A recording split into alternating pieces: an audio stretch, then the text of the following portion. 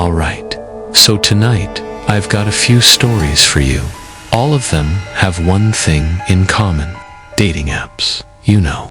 The kind where you're just casually swiping, maybe bored, maybe curious, not really expecting anything serious. But sometimes you end up matching with the wrong person. And when that happens, it can go from normal to terrifying really fast. Alright, settle in, because this story is one of the creepiest dating app experiences you'll ever hear. It all starts with a guy named Jake. Jake had recently matched with a girl named Rachel on Bumble. At first, nothing seemed out of the ordinary. They chatted for a few days, casual conversation, jokes here and there, memes, the usual stuff. Rachel seemed fun, chill, friendly, the kind of person you'd actually want to meet in real life. So eventually, after enough texting back and forth, they decided to meet up at a restaurant. Public place, safe, normal. Jake gets there first.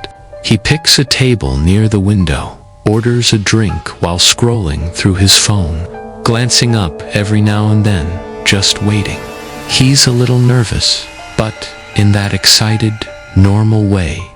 Minutes go by, and then, instead of Rachel, a middle-aged man walks right up to him. Jake freezes for a second. He thinks maybe it's her dad, or some random guy. He doesn't know. But the way the man looks at him, there's something off.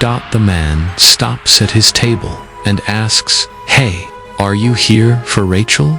Jake nods, a little hesitantly. The man smiles, too easily, too casually. And then he says something Jake doesn't expect. "I'm Rachel's brother," he says. Rachel got nervous about meeting. She asked me to come instead, just to check things out. Jake's mind is racing. That's weird, very weird. But maybe it's harmless. Maybe Rachel really is nervous, he thinks. But then it gets worse. The man starts insisting Jake come outside. Says Rachel is waiting in the car. At that moment, Jake feels that gut-churning instinct that something is wrong. Something isn't adding up. He refuses. He says if Rachel wants to meet, she can come inside. The man doesn't back down. He pushes harder. He's persistent, slightly aggressive, and Jake can feel his heart starting to pound in his chest. This is the moment where most people might freeze. But Jake, he makes a decision.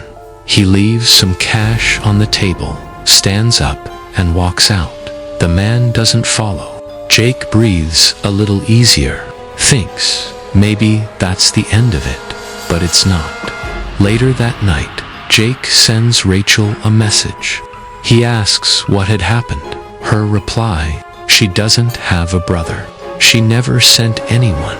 At that point, it hits Jake. Everything clicks. This wasn't random. Someone had planned this, and it doesn't stop there. Over the next few days, Jake notices strange activity on his digital accounts. Random login attempts, password reset emails, notifications that make him pause mid-scroll, like someone was trying to get into his digital life. And then, a few days later, something appears in his mailbox. No return address, a single photograph. It's him, sitting at the restaurant, taken from a distance. Someone had been watching him the whole time, without him knowing. And on the back, just one word, you. Now, imagine that. Imagine going out to what you think is a normal, safe date, only to discover someone's been stalking you, watching your every move, and somehow they know exactly who you are. Jake couldn't sleep that night, couldn't stop thinking about it. Every noise outside, every shadow, his imagination running wild. Every time his phone buzzed, his heart jumped. Was it another login attempt? Another warning? He checked the locks on his apartment twice, checked his cameras. Nothing. But he still felt that presence, that someone was close, watching, waiting. He started changing his passwords, added extra security, enabled two-factor authentication on everything. And yet, he couldn't shake the feeling that someone knew more about him than he did about them. Days turned into a week. Jake avoided dating apps entirely, avoided meeting new people, avoided going out for anything that wasn't necessary. And then, just when he thought it might finally be over, he got another message. This one, not online, not through an app, not through email. It was a text from an unknown number. It simply said, "I see you." At that moment, Jake knew this wasn't a one-time scare. This was someone obsessing over him, watching him, studying him, planning. He started noticing things in public people, walking a little too close on the street, someone lingering near his favorite coffee shop. He couldn't be sure if it was real or paranoia, but the fear was real enough. Jake eventually moved his routines around. New routes to work, new grocery stores, new cafes. He started carrying a small camera with him just in case, always alert, always cautious. And the scary part? He didn't even know why he was targeted. Was it Rachel? Was it someone pretending to be her? Was it completely random? Some mysteries you never get answers to. All Jake knew was he was no longer safe, and the world he thought was normal, the casual swipe on a dating app, the casual meetup at a restaurant, had suddenly become something terrifying. So next time you're swiping late at night, matching with someone who seems perfect, someone charming, friendly, remember, Jake, sometimes the person on the other side isn't who they say they are, and sometimes one simple date can change everything, because in this world, it's not just strangers online you need to be careful of. It's the ones who watch, who wait, and who know exactly how to get to you without you even realizing it. This next story, it's even more unsettling. It's about a guy who had been talking to someone named Rebecca. At first, everything seemed perfectly normal. They'd been messaging back and forth for a while. Funny little jokes, casual conversation, nothing that set off any alarms. She seemed friendly, approachable, someone you might actually want to meet in person. Eventually, after a week or two of chatting, they decided to meet. But here's the thing, Rebecca didn't suggest a cafe, a restaurant, or any public place you'd expect. No, she said, "Meet me behind the bar. I'm having a little car trouble. Could really use your help." And right there, the first warning bell should have gone off. But our guy, he thought maybe it was genuine. Maybe she really did have a problem. So he drives to the location, pulls up behind the bar. It's dark, quiet, a little too quiet, the kind of place where the streetlights barely reach, and shadows seem to stretch longer than they should. He sends her a text. Here, a few moments pass, then a reply, "Come a little further around back. Something doesn't feel right." He notices there's no car in sight, no sound of an engine, no one around, just silence. And then that feeling starts to creep in, the one that makes the hair on the back of your neck stand up, that gut-wrenching sense that something isn't right. He thinks, maybe I should just leave. But something makes him pause, just for a second, and that's when the moment shifts. He decides not to get out of the car. Instead, he slowly starts to back away, just a little, keeping an eye on the shadows around him. And then it happens. Two men step out from the darkness. Shadows at first, then shapes. Then they're moving toward his car, fast, intentional. Both of them wearing masks. Full-on masks, like something out of a horror movie. His heart races. His pulse is in his ears. 1 step, 2 steps. They're close. That's when he slams the gas. Tires squeal. The engine roars. And he's gone. But they don't stop. No. They chase him, running alongside his car, staying close. One of them grabs something big, heavy, and hurls it at the back of his vehicle. It hits with a sickening thud. The car shakes. He feels it vibrates under him, but he doesn't stop. He can't, not for a second. He just keeps driving, hands gripping the wheel so tight it hurts. Eyes glued to the road ahead, barely breathing, not daring to glance back until he's finally a safe distance away. When he does, he looks at the back of the car, a massive dent. The kind of dent that makes you realize whatever they threw, it wasn't small, not at all. And Rebecca, gone. Her account deleted, like she never existed. No messages, no apology, no explanation, nothing. For days, he can't shake it. He keeps replaying the scene in his head. The masks, the way they moved. That feeling of being hunted like a predator, knew exactly where he was. He drives different routes, avoids certain streets, checks behind him every time he parks, and he can't stop thinking, why him? Why would someone go to such lengths? Some stories don't have neat endings. Some people, some situations, leave a mark you can't erase. This wasn't just a creepy encounter. This wasn't just a bad date. Just a creepy encounter. This wasn't just a bad date. This was someone or someone's watching, waiting, planning, and the scary part, you never know who's really behind the screen, who's really texting you, who's really standing in the shadows, just waiting for the right moment. So the next time someone asks you to meet somewhere quiet, somewhere isolated, remember this story, because sometimes the most dangerous people aren't the ones you see coming.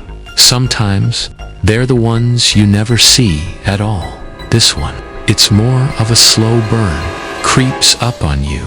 It's about a woman named Marie. Marie met a guy online. He called himself Michael. Now, unlike some of the other stories you hear, this one didn't happen overnight. They didn't just exchange a few messages, meet once, and things go wrong. No, this took months of talking. Daily conversations, late-night texts that went on for hours, getting to know each other, sharing details, building what felt like a real connection, at least.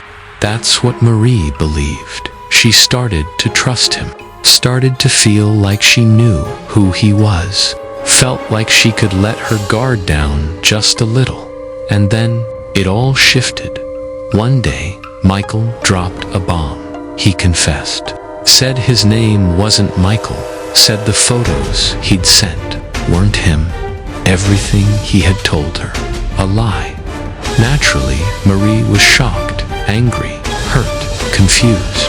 She cut him off immediately, blocked him everywhere, deleted messages, wanted nothing to do with him. And for a while, she thought it was over, but it wasn't, because he didn't let it go.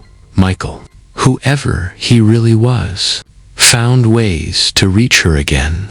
New accounts, new numbers, new messages. At first, they were apologies, begging, trying to convince her to forgive him. But that didn't last long. Soon, the tone changed, became angry, obsessive, unstable.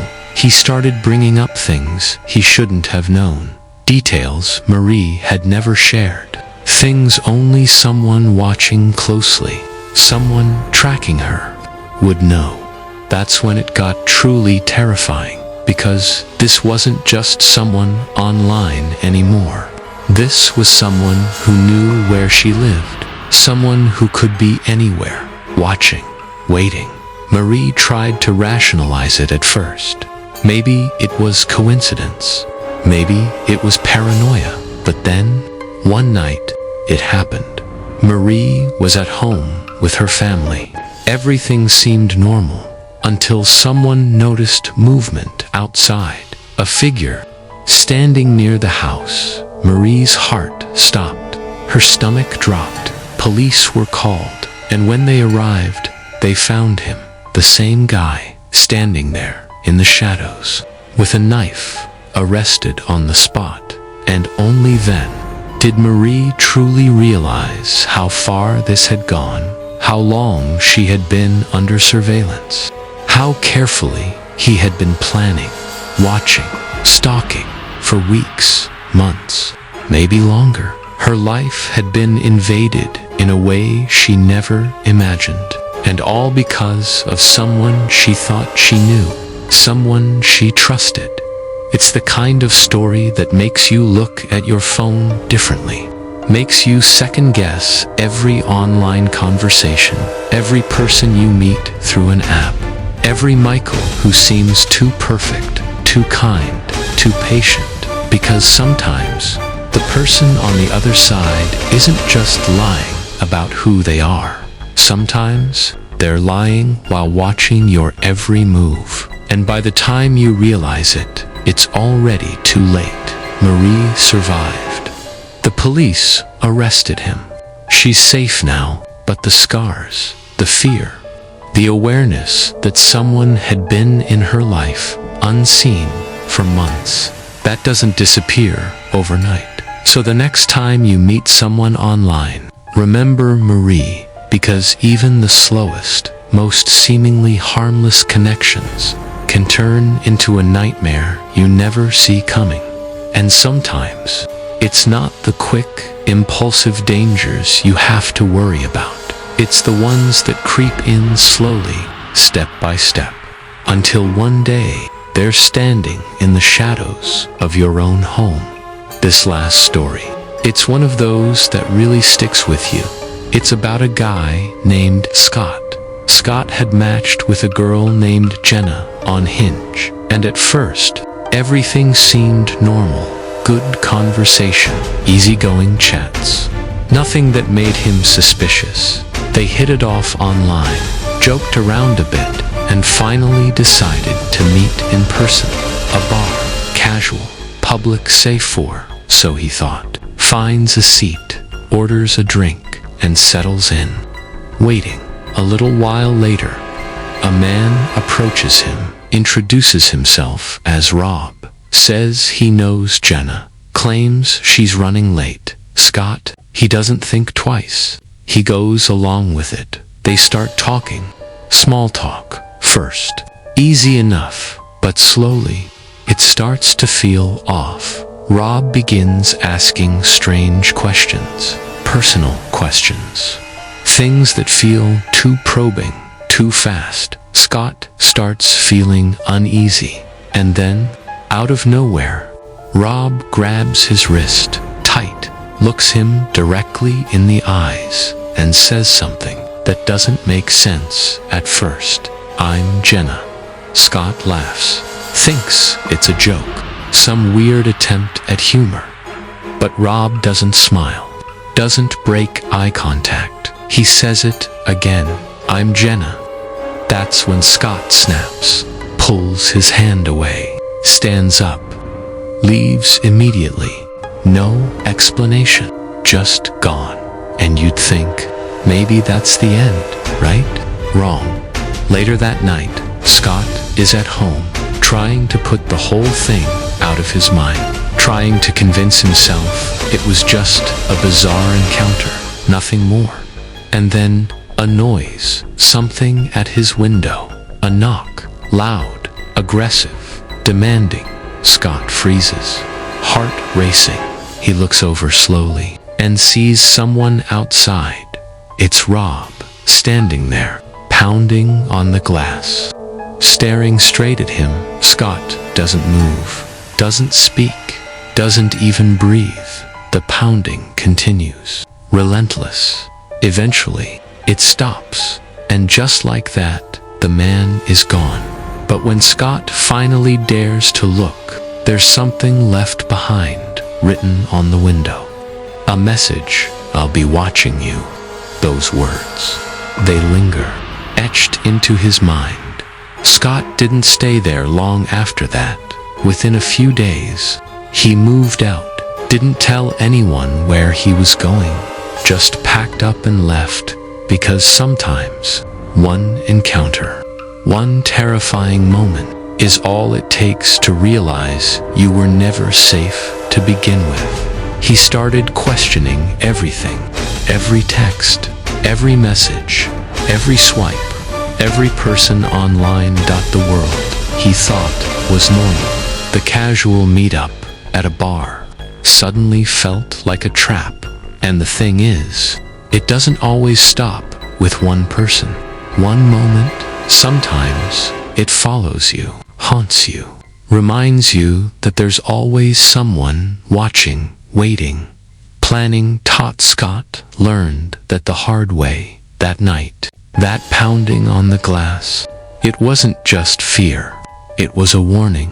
And even now, months later, just thinking about it makes his stomach twist, makes you realize some people aren't who they say they are. Some encounters aren't just coincidences. And sometimes, the danger isn't in meeting a stranger online.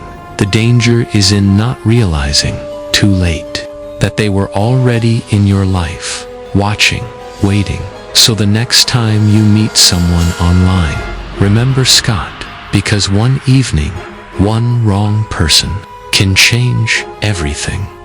And sometimes, even when you think you're safe, you're not. So yeah, maybe next time you're swiping late at night and you match with someone who seems a little too perfect, just remember, you don't really know who's on the other side of that screen. And sometimes, it's better not to find out. Sometimes, it's better not to find out.